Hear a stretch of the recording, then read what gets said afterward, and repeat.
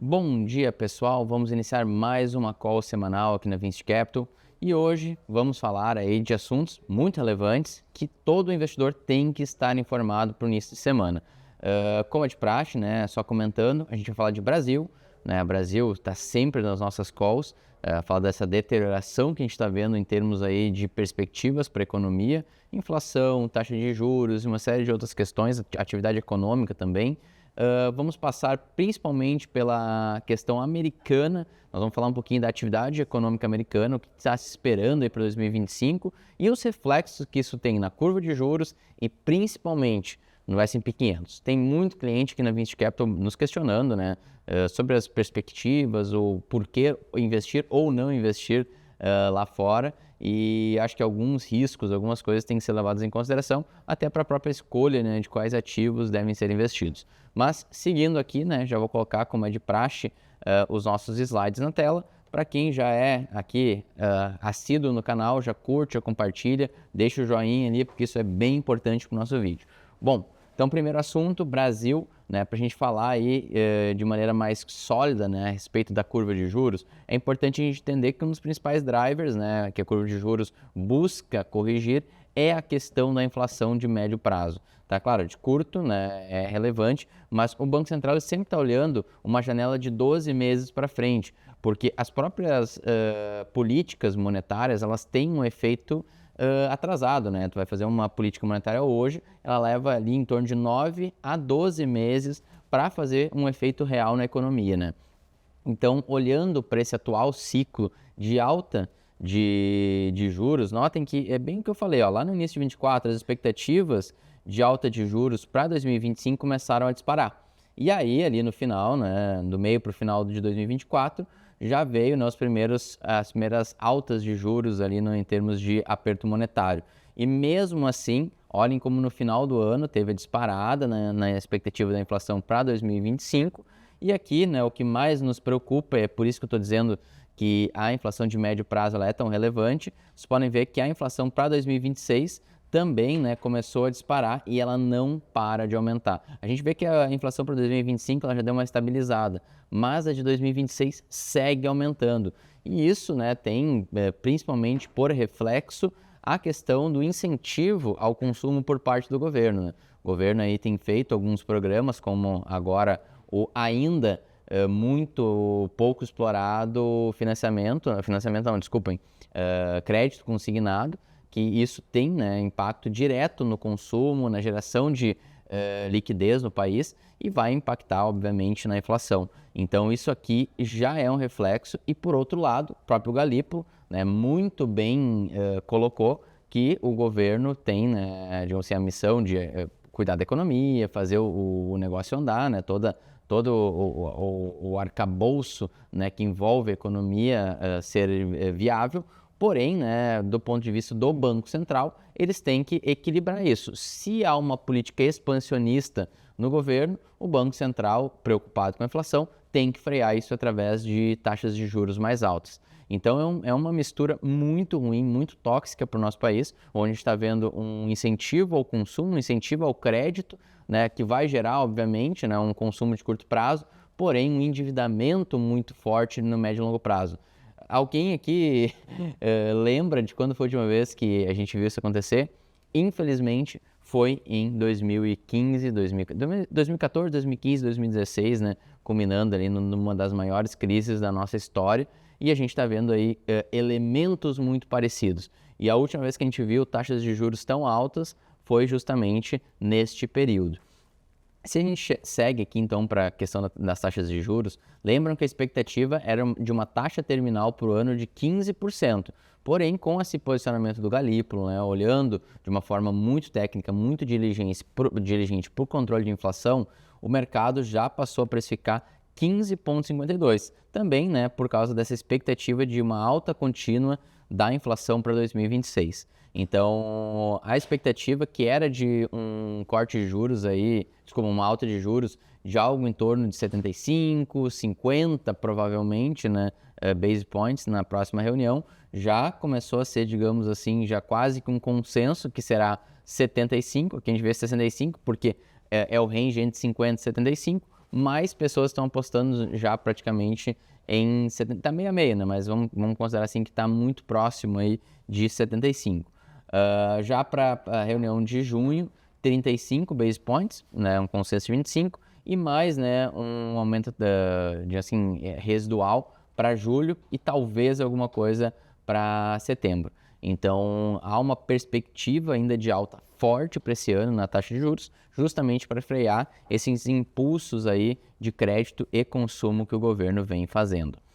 A nossa moeda, justamente por essa questão da taxa de juros alta, né, tem uma perspectiva olhando lá para a Bolsa de Chicago, ainda de uma aposta muito forte na valorização do real. A grande sinalização é que depois de um pico, a gente já está vendo que uma redução forte nessa aposta na valorização.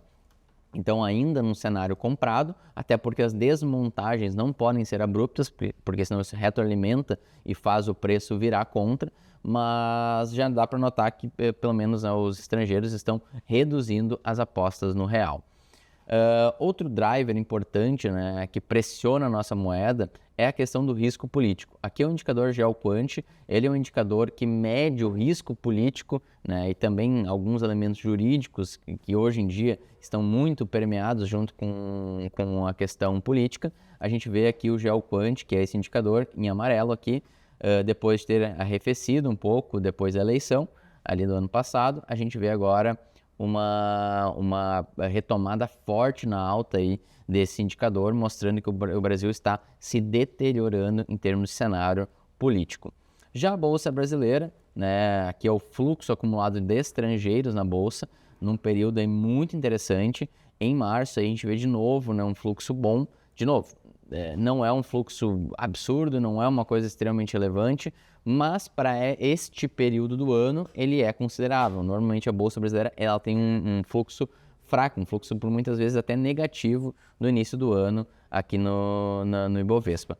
Quando a gente vai agora já para o mercado americano, olhando em termos globais, tem uma questão muito importante que está impactando aí fortemente os mercados, que são as tarifas que o Donald Trump tem imposto aí em relação a parceiros estratégicos, não só concorrentes ou inimigos dos Estados Unidos, mas até mesmo para países como Canadá, México, a própria Europa aí tendo algumas questões sendo levantadas.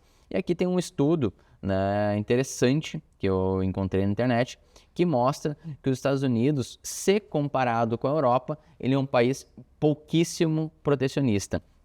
Olhem que interessante aqui. Em verde são as barrinhas, né, do percentual, né, de taxa que o determinado país impõe sobre as importações. Notem, por exemplo, que na carne, os Estados Unidos têm uma taxa praticamente zerada de importação de carne. Já a Europa tem uma taxa de 60%.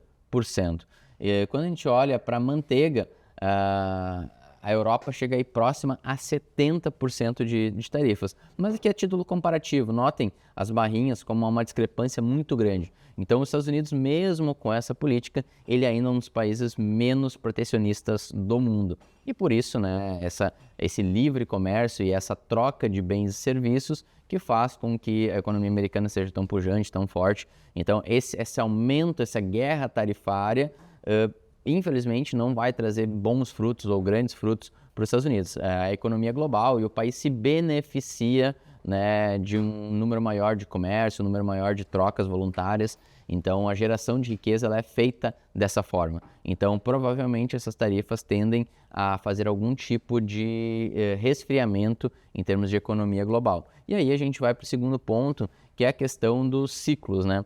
A gente está vendo hoje um ciclo total aí desde 2007, 2008 para cá de desglobalização. Notem que é bem nítido aqui a linha de tendência de queda, assim como a gente viu lá naquele período de 1909 até 1944. O que são algumas características que a gente vê nesse tipo de cenário? Um nacionalismo muito exacerbado, onde políticas como essa, né, que a gente falou do Trump, vamos lá, por mais que seja entendível e até certo ponto justo, porque a Europa realmente taxa muito a importação de produtos americanos, os Estados Unidos não têm tanto a ganhar assim com essa dinâmica. E um ciclo, né, de desglobalização, como que a gente viu lá de 1910 até 1944 e o que a gente está vendo agora, como eu falei, tem dois principais reflexos. Essa questão principal econômica, onde a gente vê, né, uma desaceleração econômica, um crescimento menor em termos aí de PIB global e essas questões, porque realmente está afetado a atividade econômica. E a segunda derivada é a questão geopolítica, né? Somente nesse período aqui, que a gente viu dessa última grande era de desglobalização, a gente viu aí 2 guerras de grandes proporções. Então, nesse período de 2007 para cá, o número de conflitos vem aumentando e, inclusive, né, as tensões globais vêm exacerbando. Então, infelizmente, é uma característica de períodos de desglobalização, esse nacionalismo, essa questão aflorando em relação à economia e também à questão geopolítica. Então, isso aí pode ter um efeito bem grave nos próximos anos. E aí, um dos primeiros efeitos, né, como eu falei, né, essas tarifas, juntamente com esse momento de desglobalização, tem já um impacto direto na questão do PIB americano. O PIB, quem faz essas previsões é o Federal Reserve de Atlanta, no indicador GDP Now. Esse indicador ele chegou a bater praticamente 3% de queda no PIB americano, só que como ele é um indicador muito dinâmico, ele vai somando e agregando dados que vão sendo emitidos ao longo do mês. Notem que ele voltou agora para um patamar de menos 1,8. Mas mesmo assim, é um cenário aí, perspectiva de PIB negativo para os Estados Unidos. Então, os Estados Unidos aí num cenário aí bem complicado, porque tende a ter uma recessão à frente num cenário aí geopolítico bem desafiador. Então, o Trump ele realmente tem erguido a barra e subido o tom com vários parceiros, inclusive seus vizinhos de fronteira. Então, isso aí tem uma dinâmica aí de aumentar as tensões, realmente fazer o PIB americano desacelerar. E qual vai ser o efeito aí principal, né? A gente fala principalmente na confiança do consumidor americano, que está num patamar de queda. Então, a gente vê aí, depois de um final de ano muito forte e uma expectativa até da eleição do Donald Trump, né, muito positiva, a gente vê uma correção muito forte, revertendo aí praticamente todos os ganhos, voltando a patamares que a gente viu lá logo antes da crise de 2021 para 2022. E um dos efeitos que a gente espera em relação a essa política do Trump e até mesmo a questão da recessão americana é um corte de juros mais veloz, mais exagerado aí nos próximos meses. Porém, a curva de juros americana ainda não está proporcionando isso, né? A gente vê que para o ano, né, pegando lá na última reunião, no dia 10 ou 12 de 25, tem uma perspectiva de 2,5 cortes, ou seja, praticamente 0,5%. Então, os cortes ainda lá muito tímidos, uma perspectiva pequena e basicamente o consenso considerando um corte ali para a reunião de junho. Então, segue ali essa sinalização de um corte para reunião de junho. Porém, né, o Donald Trump e alguns estrategistas colocam, né, essa necessidade da rolagem da dívida americana a uma taxa de juros mais baixa como um objetivo claro, né, do Donald Trump em relação a essa questão econômica. Que toda essa dinâmica das tarifas, de subir o tom geopolítico com vários parceiros e tudo isso está sendo feito é justamente, né, com a intenção de desacelerar a economia americana, forçando o Banco Central a cortar juros mais rapidamente, para poder, né, ter de fato uma rolagem de dívida mais favorável. Porque lembrem que a gente falou já umas 2, 3 semanas atrás, que se seguir essa trajetória da dívida, os Estados Unidos vai gastar 1,5 trilhões de dólares esse ano somente com os juros da dívida.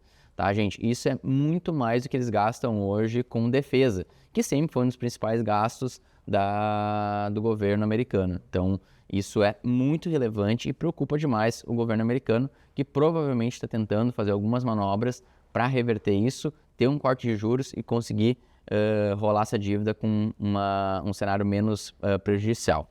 Já no caso aqui do Federal Reserve, que está coordenando, obviamente, essa manobra de juros, a gente vê aí ainda um compromisso com o aperto, né, monetário, tanto que os Estados Unidos o Federal Reserve vem fazendo uma diminuição do seu balanço de ativos. Então, quando eles estão fazendo uma diminuição do balanço de ativos, a dinâmica é a seguinte: eles vendem um título e retiram o dinheiro de circulação. Ponto. É essa a dinâmica. Da mesma forma como antes, eles fizeram o contrário. Eles foram comprando títulos, botando dinheiro em circulação e tirando o título do mercado. Então, esse movimento aqui também é contracionista, também faz a economia desacelerar. E pelo que o Jeremy Powell sinalizou, eles ainda vão seguir com essa política aí de desalavancagem do Banco Central americano. E o reflexo, né, no próprio S&P 500, no mercado aí de capitais americanos, a gente vê aí um cenário agora se caracterizando mais claramente como um cenário aí de queda, um cenário de baixa. Notem que a média móvel de 200 dias, que é uma média móvel muito importante porque ela fala de tendência, ela determina a tendência, ela teve um rompimento, que a gente já falou isso algumas semanas atrás, teve um repique, chegou na linha de resistência, que é a própria média móvel de 200 dias, e voltou a cair. Então, a abertura de mercado essa semana aí vai ter uma importância muito grande para a gente saber se essa tendência que a gente viu no final da semana passada vai continuar o movimento ou se ainda teremos alguns repiques. Mas, diferentemente do que a gente viu lá no final de 2023, onde teve o rompimento na média móvel de 200 dias, mas logo voltou a subir, agora a gente está vendo aqui, né, um cenário de um repique. Bateu e voltou a cair. Então, esse aí pode ter um efeito muito grande no curto prazo, aí olhando para um crash, uma descontinuidade mais forte. Principalmente se houver dados econômicos, né, direcionando para uma recessão e até uma necessidade de corte de juros mais exacerbada. Então, isso aí vai ser um elemento muito, muito, muito importante. E se a gente pega o big picture, olhando mais, né, no longo prazo, notem que essa média móvel de 200 dias ela tem uma relevância muito importante. Quando, né, o mercado está recorrentemente abaixo da média móvel, é uma tendência de queda, é uma tendência de curto prazo para uma queda. Então, os últimos grandes crashes que a gente teve em 2019, 2020, final de 21, início de 22, e agora estamos tendo as mesmas sinalizações. Então, seguindo aqui, a gente pode olhar aí como uma perspectiva dessa desglobalização, esse momento mais tenso econômico e também geopolítico, como as empresas aí de aeroespaciais e defesa estão performando acima do S&P 500 e também acima, né, dos ativos industriais. Então, essa questão ela é muito interessante, porque um cenário de desglobalização, como esse que a gente está vendo, principalmente depois de 2009, faço questão aqui de voltar aqui naquele gráfico de desglobalização. Notem aqui, 2008, 2009, coincide diretamente com a disparada na performance dos ativos aeroespaciais e de defesa. Então, os Estados Unidos têm exportado muito. As exportações para a Europa, por parte do complexo industrial militar americano, aumentou em mais de 200% nesses últimos 2 anos, né, principalmente depois da guerra com a Rússia, e isso tem um reflexo direto também na avaliação dessas empresas. Então, são empresas aí que têm performado muito bem e fica aí, né, a sinalização dentro desse cenário geopolítico como um setor aí a ser explorado. E aí a euforia no mercado americano de ações começou a reverter, né? A gente falou até poucos dias atrás que mesmo, né, com um patamar já em correção, né, do preço, ainda estava um patamar de euforia muito grande. Então a gente vê agora uma correção, sim, ainda num patamar de euforia, mas já começando a ter uma reversão mais relevante. Então isso aqui é uma questão bem importante porque é um indicador composto. O preço sobre o lucro futuro, o VIX e o sentimento bull, né, o sentimento de alta. Então esse aqui está tendo uma reversão interessante agora e seguindo nessa tendência, provavelmente isso aqui pode ser mais um gatilho de correção no mercado acionário americano. Quando a gente olha aí para a questão das economias globais, uma questão interessante a gente analisar é a questão da capacidade aí instalada em termos de capacidade mesmo, de produtividade, né? Capacidade e utilização dessa capacidade. Esse indicador preto é o quanto que está sendo usado, né, em termos de estrutura, capacidade, horas de trabalho da indústria, né, dos países desenvolvidos, e aqui no outro lado a taxa de desemprego média desse país invertida. Então, quanto mais alta ela está, menos percentual ela tem de desemprego. Então, esse pico aqui, obviamente, foi na pandemia, e a gente viu um pleno emprego aí voltando às principais economias do mundo. Notem que ainda está lateralizado, não temos um grande aumento aí na taxa de desemprego no mundo, porém a utilização da capacidade instalada das empresas vem reduzindo muito. Isso tem impactado economias como a Alemanha, Estados Unidos, próprio Canadá e México, todos esses países aí, que não, apesar de o México não ser desenvolvido, mas são países que têm ainda uma planta industrial muito forte. Mas acho que o grande exemplo aqui é da Alemanha, que vem tendo aí uma demissão muito grande, né, por parte das indústrias automotivas, principalmente, mas a indústria como um todo. E aí, quando a gente olha para a perspectiva de prêmio de risco entre o S&P 500 e os Treasuries, notem, né, que esse prêmio de risco está num patamar muito ruim.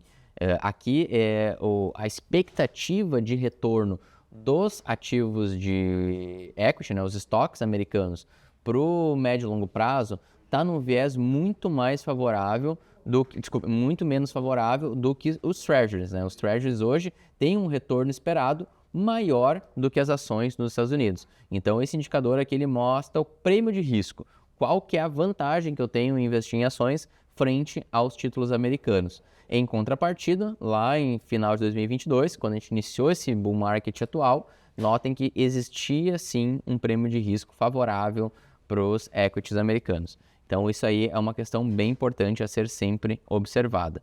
E um ponto que a gente gosta sempre de olhar, que é a questão da negligência de risco através do US High Yield Credit Spreads.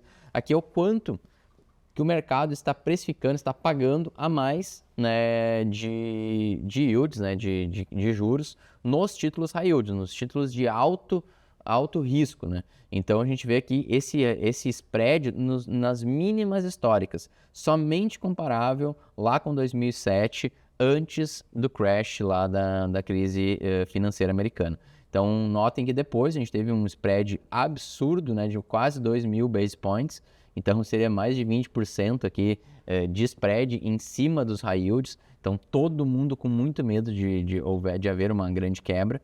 E agora a gente está vendo essa negligência total de risco. Então isso aí geralmente antecipa algumas correções mais relevantes no mercado acionário e daí consequentemente também no mercado de bonds. Em relação ao High Yield Credit Spread versus o VIX, notem que há uma correlação. Então, quando os dois estão muito calmos, a tendência é que quando um deles puxe, o outro venha junto. Então, a gente teve períodos lá em 2019, a gente teve período lá em 2005, 2006, onde os dois estavam muito calmos. E agora, o que eu tenho para comentar aqui de insight a respeito disso? Notem que o VIX começou a acordar, começou a ter alguns picos e os spreads ainda estão muito baixos. Então, num eventual aí descorrelação ou uma queda mais forte no mercado acionário, provavelmente o VIX dispara e puxará junto esse High Yield Credit Spreads. Isso é bem interessante a gente acompanhar, porque abre oportunidades, tá? Um cenário como esse vai abrir oportunidades para compra de bonds de boas empresas ou de empresas high yield, mas com algum certo grau já de estudo por trás, que possa oferecer aí oportunidades incríveis para os investidores. E para a gente finalizar a nossa call hoje, esse gráfico que eu achei muito interessante, porque ele mostra algumas perspectivas dos mercados acionários globais. Então ele compara small versus large. Notem que as large caps então estão performando muito melhor que as smalls lá de 2009 para cá. Então hoje em dia praticamente as small caps numa performance relativa muito ruim em relação às large caps. As value investment estão realmente num cenário defasado em relação às growth. Então notem aqui em cinza, ó, como as empresas de growth, que são as empresas de tecnologia, as empresas de grande crescimento, né, estão realmente crescendo muito mais do que as value investment. E o global investment, né, excluindo os Estados Unidos versus Estados Unidos também. Então, os Estados Unidos performando muito mais que o restante do mundo neste período. Então, agora o que eu quero trazer com esse insight? Esse movimento contrário. Notem que nos anos 2000, em plena crise lá do .com, o cenário era muito parecido. E depois do estouro da crise, da bolha, a gente viu uma reversão. Então, estejam preparados para olhar para essa coluna aqui. Para olhar para essa coluna aqui, Small Caps, Value Investment e Global Allocation. Então, essa coluna aqui, num eventual ciclo, numa eventual correção no mercado americano, pode começar, né, a performar mais do que Large, Growth e US Caps, tá? Então, isso aqui eu acho que é um insight bem legal, porque a gente está falando de grandes ciclos. Esse ciclo aqui se iniciou lá em 2009 e vem perdurando até agora. E aquele ciclo lá dos anos 2000 foi até, obviamente, 2008, 2009, com a crise da bolha do .com. Bom, pessoal, acho que teve várias informações super importantes aí na nossa call de hoje. Curva de juros, mercado acionário americano, mercado acionário global. Espero que tenham gostado. Quem gostou, já deixa seu curtir, segue o canal, comenta, que a gente sempre faz o possível para responder todo mundo, tá? E agradeço demais quem ficou até o final da call e nos vemos aí semana que vem na segunda-feira novamente. Grande abraço.